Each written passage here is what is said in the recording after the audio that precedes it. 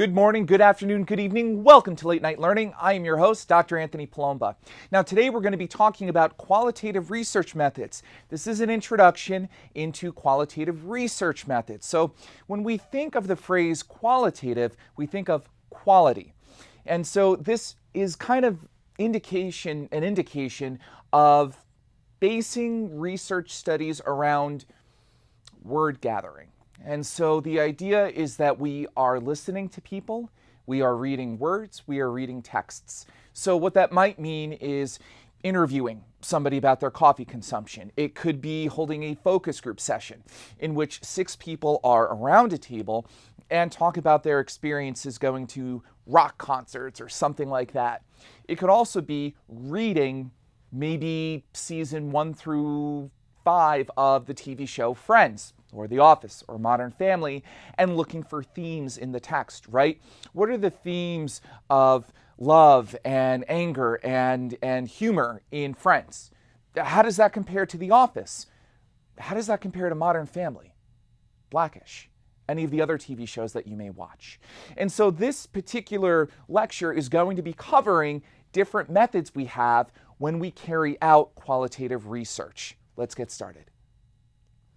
And so, what is qualitative research? It's an approach to research that generates non-numerical data. As I referred to earlier, it does deal with words and texts. The goal is to further understand the how and why behind a particular human phenomenon. Sometimes it can tell us what to, as in a pilot study, to identify variables.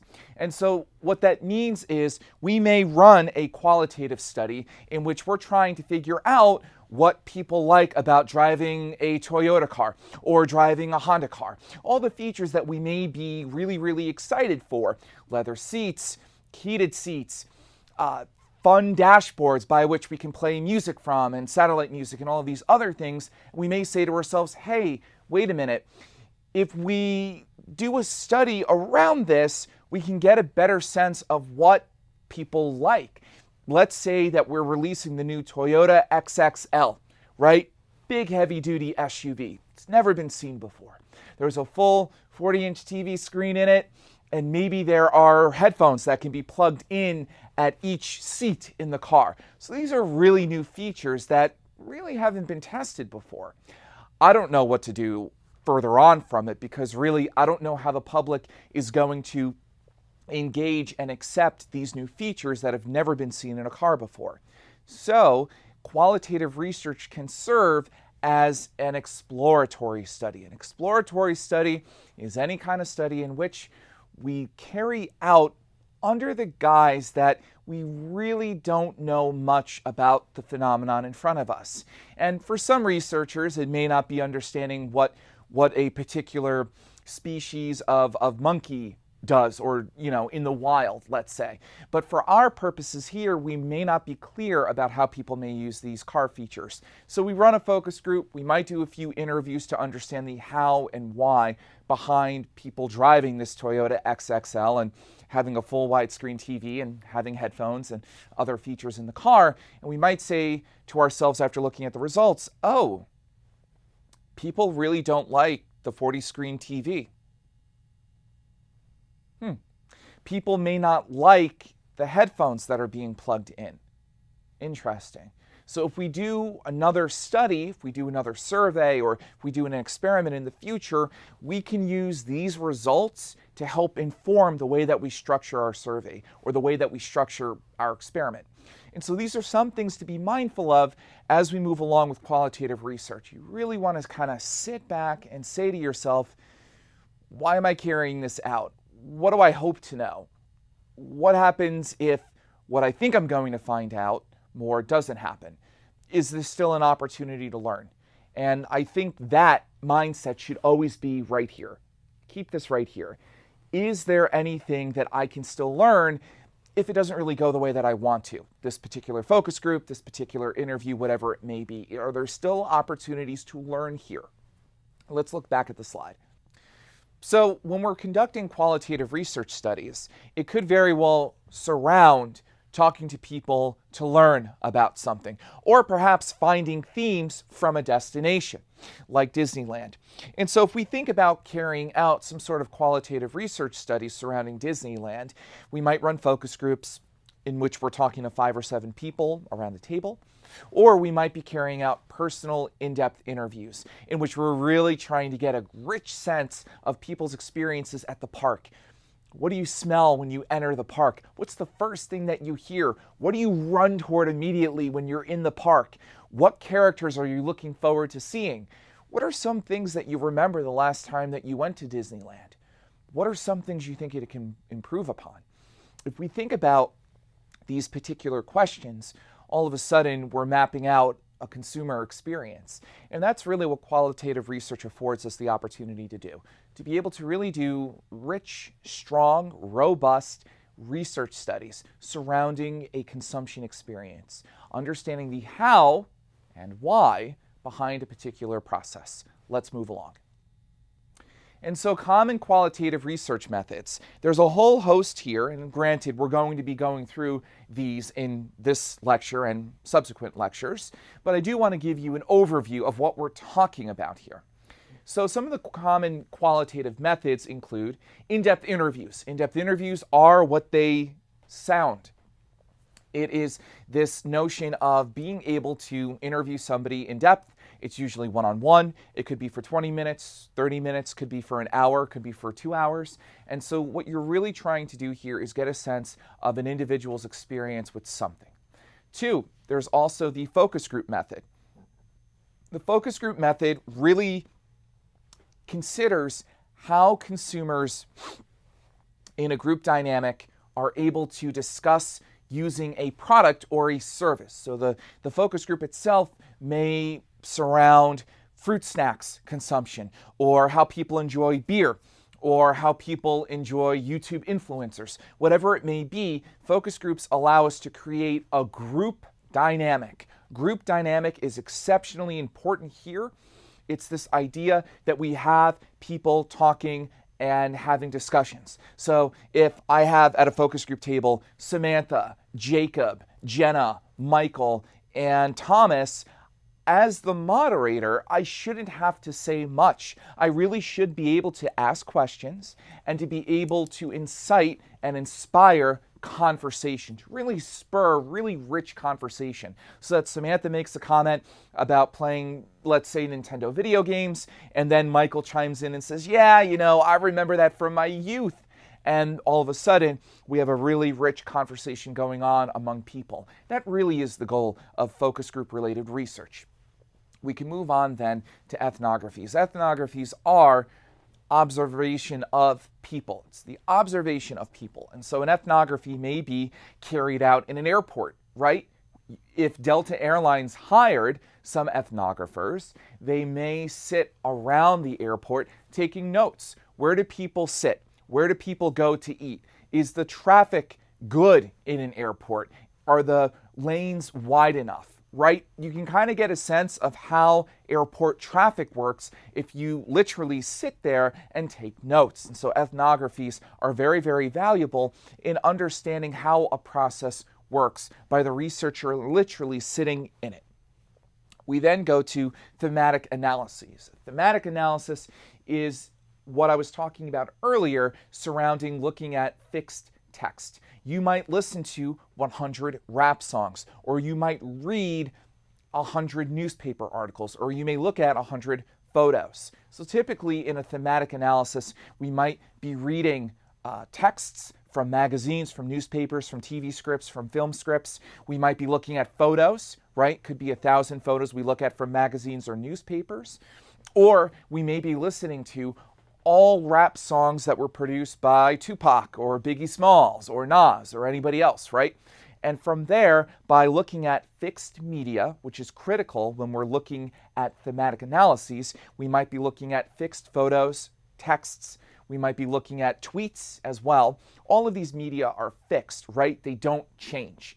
And from there, we're pulling out themes. What were the themes behind Modern Family surrounding race relations? What were the themes behind Tupac's catalog surrounding wealth? And so you can look at portrayals of race, portrayals of gender, portrayals of wealth, portrayals of individualism versus collectivism, right? You can look at a whole host of things by looking at themes and pulling out themes from reading fixed media. Additionally, here we also have the participant observation, which is related to ethnographies, but is slightly different in that participant observation states that we wind up participating in the observation itself. And so what that might mean is I am a researcher for Delta Airlines, and not only am I going to be observing other people, I am also going to be an air traveler. I'm going to be taking notes about my experience in Delta, in the Delta airline, wing of, let's say, JFK or LaGuardia or Newark for that matter. Finally, we have case study. The case study method, which we will be going over in the future, looks at unique instances of something happening. So you may do a case study on Bravo TV or YouTube or Hulu or Netflix or Warner Brothers or Nintendo or NBC or St. Jude's Hospital, right? Or the Red Cross. And so the point of a case study is to isolate a unique phenomenon. And it could be, for instance, Disney's purchase of Fox. That's an excellent case study. You could look at financial statements. You could interview executives. With a case study, you're really diving down deep to better understand one phenomenon. There is no generalizability here. And that brings me to my last point on this slide. Throughout all qualitative research, there is no generalizability. You should note that. Why is this an issue? It's important to be very conservative when we list, talk, and discuss qualitative results. And so it's important to really think about how to phrase and how to discuss research results from qualitative studies. And so what we might say to ourselves is, okay, I understand that through the 10 interviews that I ran surrounding Dunkin' Donuts coffee and people's experiences with Dunkin' Donuts coffee, maybe what I can say is that from the sample that I have, from the 10 people that I've interviewed, it becomes clear that a lot of people are very much interested in drinking Dunkin' Donuts coffee, but they're less interested in the Americano blends or the cappuccino blends or something else, right? And so from there, we can say to ourselves, well, we can't generalize this because there has been no random sample here. I picked a purposive sample of people who drink Dunkin' Donuts coffee, and so this can help inform maybe a survey or maybe an experiment, which will either let me have some sort of generalizability so long as the sample is randomized, or, as with an experiment, demonstrate internal causality, which are a little bit better than kind of looking at qualitative research, pulling out themes, and being able to say, well, this is a trend. And so you can kind of say that with qualitative research. You can say, this is trending, this seems to be a particular theme that was going on among my sample, but I really would have to do my due diligence and I'd have to expand into some sort of quantitative study to make sure that this is occurring among a broader population. Additionally, you can also look at sales data, which is also useful to kind of map against qualitative research to say, okay, they're talking about how much they prefer coffee. In fact, Dunkin' Donuts sales suggests that, yeah, a lot of people really do like the original and decaf blends, and they're not really so hot on Americano or the cappuccino blends as well. And so qualitative research can be exploratory to help us inform future quantitative research studies, or we can use it as kind of a one-off study to better understand some sort of trend, understanding that we can't generalize the findings. We can only be sure that there's some sort of theme or trend emerging from only the results themselves. Let's keep going. And so some of the benefits of qualitative research. One of the biggest ones is that qualitative research is palatable. What does that mean? It means it's digestible. It means it's easy to understand. Anybody here can understand quotes that are taken from an in-depth interview or a focus group to discuss what people think If one of your participants who participated in your study surrounding hospital care raved about the bed sheets being important when being comforted, that's easy for any hospital executive to understand, right? A hospital executive who's reading the results of your study, who may be trying to improve his or her hospital or hospice or nursing home, might say, yeah, I mean, these participants are raving and talking about how important clean and comfortable bed sheets are to their overall recovery. This is easy to understand. There is no math here. There are no formulas here. There is no model here. I don't have to explain a conjoint analysis or a correlation or a regression or anything else, right? You're just looking at quotes. So qualitative research is exceptionally easy to understand. As of this airing, I recently just wrapped up some video game consulting that I had done, and it was basically survey-based, but part of it was also qualitative-based. I ran some focus groups. And so it was easy for the company that I worked with to really understand how people felt about their content. It was a no-brainer. Third, it can inform other research studies, as I said. Sometimes qualitative research is just done and there are no more subsequent studies. Other times there are. I can remember from my own dissertation, I ran 3 focus groups looking at how people manage their own emotions through video gameplay before placing those results to kind of inform the structure of my survey. Certainly do that. And then also, you can avoid reducing answers to numbers. If I ask Michelle or Rachel or anybody else how they're doing, people don't respond with 3 or 5 or 7. If any of your friends do this, please stop your day and have a conversation with them. Nobody should be answering in numbers regarding how their day is going. People don't respond this way. And this has often been a criticism from qualitative researchers to quantoids, to the quantitative people who are running these experiments and surveys. How are you having people reduce their answers to numbers? Is that really part of the human experience? Of course, quantitative people will retort back and say, well, we can talk to more people quickly. There is generalizability because we have randomized samples, and there can also be internal causality reached as well here. And so, neither method, be it qualitative, be it quantitative, is 100% surefire by any means. Both have limitations. And so if we look at the next slide, there we are with our limitations, the cons of qualitative research. What are the issues with qualitative research? What should we be mindful of? And so it requires, oh my goodness, way more time than quantitative research. It really does. If you're creating questions and you're creating a focus group interview guide or an in-depth interview guide, and you'll have that at your disposal either during this lecture or during the next lecture, it's really important to be mindful that it's going to take a while. Qualitative research takes so much effort. You may wind up spending maybe an hour or two, devising the focus group interview guide. Fine. But then you have to find the room, you have to find participants, you have to make sure that people are mindful of what you're going to be talking about. So you want to find people that, use Netflix if you're going to be running focus groups for Netflix. Then you have to make sure that you record what you're doing, recording the interviews, taking notes as well, and then you have to transcribe. When we transcribe notes, it takes forever. This is not an exaggeration. When I was in grad school at the University of Florida, I had to run focus groups, which were so much fun, but I also had to record them, and I also had to transcribe them. What does that mean? It means listening back to the focus groups that could be an hour to an hour and 30 minutes long, and writing down word for word what people were saying. And this is very, very common practice because, after all, if I'm the moderator, I was in the room. I can remember what people were saying.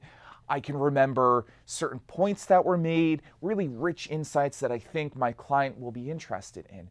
And so this is something to be mindful of if you're going to be tackling focus group research. Now, I was in grad school some 6 years ago. And so things are a little bit different now. We do have better software that can kind of record and spit out words. And so very much like what we do with Siri and other AI-based phone technology, we're able to kind of talk into a mic and our, the words that we say come out. So there is, certain software out there that you can look up for focus groups and for in-depth interviews that will not only record, but also print out exactly what was stated there. And you might need to clean up a few things. But for every hour of focus group that I needed to transcribe, I probably spent about 3 hours on. So if you're running 3 focus groups that are about, in total 4.5 hours long, you might be spending 15 hours transcribing, what people are saying, and then you have to find themes. It's a very, very long process. But nobody knows the results better than you do. And that's important to note here as well. Nobody knows the results better than you do, because you were the moderator in the focus group, you led the discussion, you knew why you asked the follow-up questions that you did, you can justify when you departed from the interview guide and when you got back on board, and you can talk about how people felt, right? You remember body language, you'll see it if you've recorded it in a video cam, but you can recall certain instances when people were doing something or saying something. And so it really is useful to have the moderator who moderated the focus group to also transcribe as well. But there is no generalizability, there is no internal causality as well demonstrated with qualitative research. It's a very thin kind of outline surrounding the how and why behind a process. If you want to measure items a little bit more carefully, in my humble opinion, I would push to do some sort of quantitative, systematic form of research. I think that would behoove you in getting greater robustness in your study and really being able to have either, again, generalizability or internal causality. Being able to demonstrate either one is really, really crucial when we're making insights and when we're giving advice to clients. Let's go back to that slide. And so the final thing that I wanted to mention here was expensive. The focus groups, the in-depth interviews, all of those items are exorbitantly expensive. It's useful to note this. To pay a moderator can be $200 an hour, can be $300 an hour.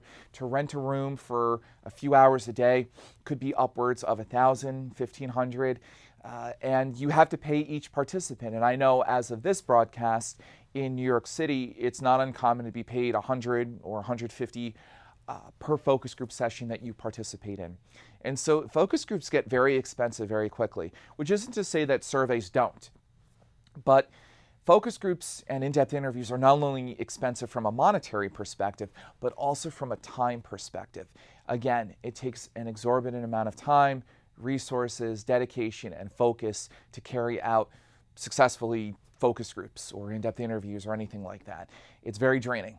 And so running quantitative research studies tends to have less stress upon the researcher, him or herself, which isn't to say that it's easy by any stretch, but it is to say that there is less rigor or less pressure in really being able to perform.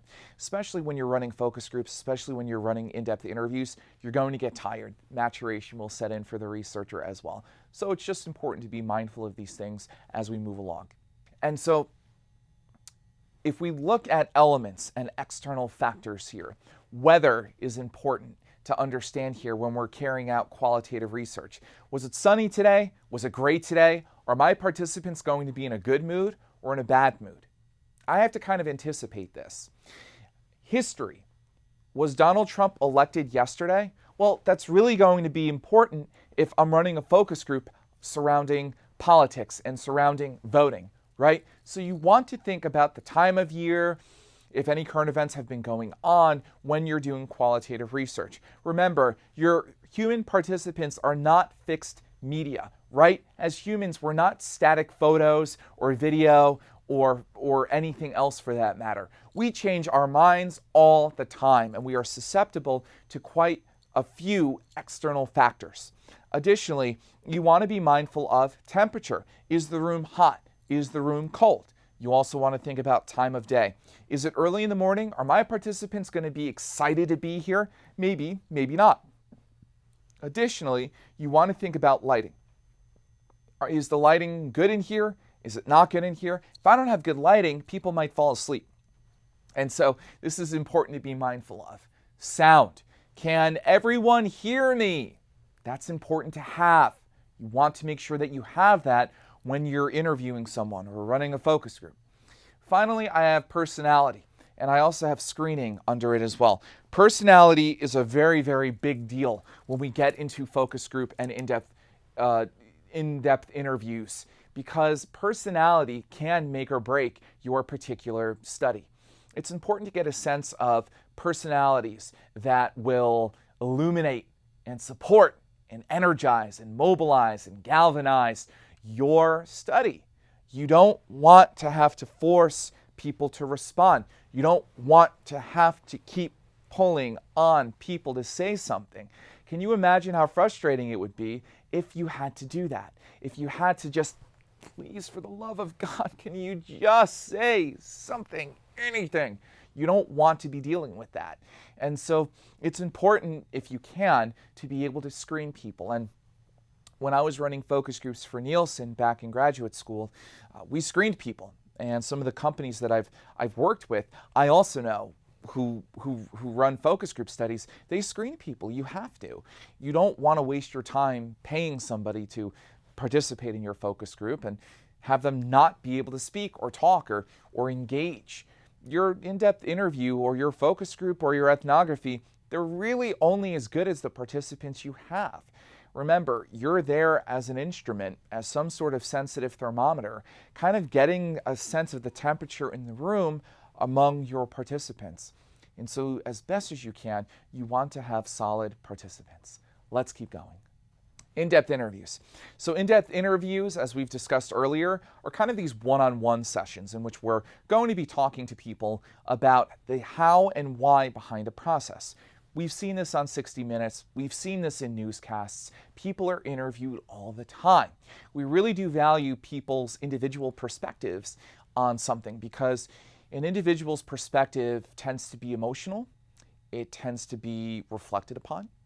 It tends to be something that on an individual level we can connect to as people because we don't have collective mindsets typically. We're worried about our communities and things that go on, but we always kind of have a singular outlook on life, don't we? You see things from your perspective, Dana, or you see things from your perspective, Frank. And so we all see things individually. And so when we have in-depth interviews, we're kind of able to resonate with these individuals better than perhaps a group in a lot of ways, because we can see through an individual's lens kind of what they're talking about. If any of us have been victims of domestic abuse, if any of us have been in a car accident, if any of us have beaten a deadly disease, or if any of us have gone to college or have gone on to graduate school, from an individual's perspective, we can hear a little bit of ourselves in these conversations. I thought this, I believed this, I felt this. This is how we describe even our own experiences on the planet. So in-depth interviews are very, very powerful, not just to get a sense of what's going on, but to also resonate on a very visceral, primal level what's going on with the consumer. Because after all, we all think in an individual sense. Let's keep going. And so what is an in-depth interview? It's a long-form interview often conducted to glean intimate or personal experiences from a participant. It's often held in privacy as well. Researchers pursue this to understand an entire process from the perspective of a participant. And so an in-depth interview is very private and it is very focused. We are worried about one person in particular. Let's keep going. The anatomy of an interview guide. It's extremely similar to a focus group interview guide. For those of you who have the focus group interview guide in front of you, it's very similar. And that is true. You know, if you're asking questions to a group, if you're asking questions to an individual, certainly you might change a few words, but by and large, you can ask similar questions.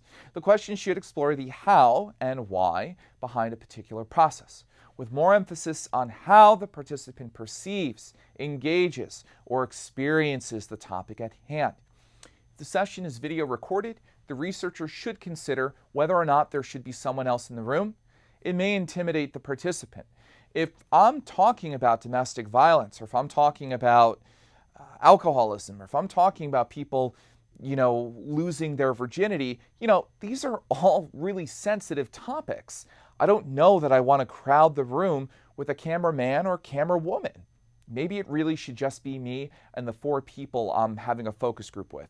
Or maybe it should just be me and the person I'm interviewing. Maybe I should go set up the camera in the corner and have them record it. It's important also to take notes during the interview. Why? Believe it or not, people tend to speak more when notes are being taken. This is why some of your professors get on a kick when they see the entire class writing things down. Oh gosh, they really must think I know what I'm talking about. They're really into it. You know what? I'm going to keep talking. I'm going to keep pontificating about this particular point. I'm going to keep stretching out this lecture surrounding this particular insight. People are always mobilized to speak more if notes are being taken. I, as a professor, can speak to that as well. And so even if the focus group is being recorded via audio, via video and audio, whatever you're doing, always take notes. It really does spur people to talk more. Let's keep going. Industry application. The application of in-depth interviews is really, really important. So you may very well be doing focus groups for Honda or Toyota, for Warner Brothers or something like that. And, as the interviewer or as the moderator, you're guiding the interviewer or focus group along. If I come in and I'm excited to be there and so energetic and stoked and happy and oh my gosh, I cannot wait to do this focus group surrounding jelly beans and Halloween candy. Welcome guys, welcome to the focus group. My name is Anthony Palomba. I'm really excited to have you. That sets a tone. It sets a really great tone. I have people who are engaged. We're having a great time. People know to let loose and to have fun. But if I'm running an in-depth interview or focus group with people who have been widowed because of texting, right? Texting while driving, it's a somber occasion. Welcome everyone. My name is Dr. Anthony Palomba. I'm really grateful that you could all be here today to talk about texting while driving. This is a really, really sensitive topic, and I recognize that it's very difficult to answer some of the questions we're going to be answering today. I want you to be as truthful as you can be. I want you to know that this is a safe space. You can quickly see how tone shifts like that depending upon what the topic is. Be sensitive to that. It is okay to be serious. It is okay to be jocular and fun as well. You determine that though. If you want to have a serious conversation about video games and violence, do it. If you want to have a fun, witty conversation about video games and violence, do it. But you have to be sensitive to what your main objective is. You set the tone as the interviewer. You're telling me whether or not I should be excited. You're telling me whether or not I should be serious. The interviewer, the moderator, sets the tone. When you carry out an in-depth interview, when you carry out a focus group, you set the tone. So set it. Let's go back to that slide. Sometimes, also, we may not operationalize variables in a focus group for audiences. Why? Why would we not define what brand loyalty is? That's exactly right. Fact is, if I'm running a focus group on, let's say, guilty pleasure for the Bravo TV channel, if that's what I'm doing, and that was something that I had done in a previous project, then I want to know people's senses of what guilty pleasure is. Unlike in survey or in an experiment or in quantitative studies, sometimes it really does benefit you in qualitative research to not define much. Maybe we tell the participants as little as it takes. What does video game addiction mean to you? I can find 12 different definitions for it, but that's probably not relevant here. When you think of guilty pleasure, what comes to mind? I can give you a definition of guilty pleasure. I can give you a definition of what Bravo or some other people might think guilty pleasure is. But it's kind of irrelevant in a focus group because you're really trying to broaden the definition of that term to get a better sense of what its spectrum looks like. What does it look like when we really think about what guilty pleasure is? During the focus groups, people listed guilty pleasures as smoking, drinking, having sex with an ex, hooking up with people that you shouldn't, chocolate, gambling, right? All of these things are mentioned as guilty pleasures. And some of what I've listed probably didn't come to mind for you when I mentioned guilty pleasure at first. But if I defined it as, oh, when we talk about guilty pleasure, it's items that we can consume, maybe people wouldn't think about sex. Or if I said, when I talk about guilty pleasure, you should think about it as what we do with other people. Well, people might think about drinking and having sex with other people, but people may not be thinking about ingesting chocolate with other people, perhaps. And so it's important there to maybe not define it. Let it loose, right? Let your participants inform what maybe that phrase is for them. And then afterwards, you can see the whole gamut, the whole range of what everybody thinks guilty pleasure means. Let's keep going. So some of the pros with in-depth interviews include small sample sizes that allow for deeper insights, right? You are talking to 10 people, and maybe that isn't a lot, and maybe from a statistics standpoint, even if the sample was randomized, there really wouldn't be much that you could do there. But you do gain deeper insights with people. You do. You will have richer insights as well. There's an opportunity to observe nonverbal communication as well. It's one thing to kind of read that, people may not prefer Dunkin' Donuts, but it's quite another thing to see their body language and maybe to see them laughing or maybe to see them smirking or maybe picking up on some sort of sarcasm. We pick up on so much more from a body language perspective when we're executing qualitative research here. Interviews have even more flexibility to ask follow-up questions or to change interview guides. So there's semi-structured or unstructured interviews. And so it could very well be that we can kind of pivot with our research instrument here. Oh yeah, I do like Honda, but I just think Subarus are better in the snow. You might hear this from me, and as a moderator, you might say to yourself, well, shoot, I don't really have a question here. I didn't think he was going to bring up snow and Subarus. You know what? I'm going to deviate from this structured interview guide. I'm going to ask a follow-up question because that was really interesting what he or she just said. That was really, really interesting. And so we can't do this with a survey, right? Survey's fixed. The questions are fixed. Here's the survey, answer it. Based on some sort of answer that you've given in a survey, I'm not all of a sudden going to ask you a different question. Granted, if it's an online survey, I can skip you over to another question or maybe another question appears, but I don't have as much flexibility as I do with a focus group or in-depth interview. Participants can also give more thoughtful answers to sensitive topics. In a survey, if I ask people, hey, how many drinks have you had in the last week? It's a little bit cold, and it's probably something that might make a few people sensitive or a little bit nervous. And so we may get a better grip on somebody's alcohol consumption through an in-depth interview.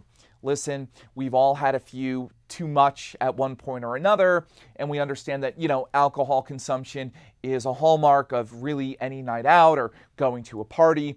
And, so based around this, how many drinks do you typically have in a given night? You've qualified the question there, right? You've made it a little bit more comforting. We have context here.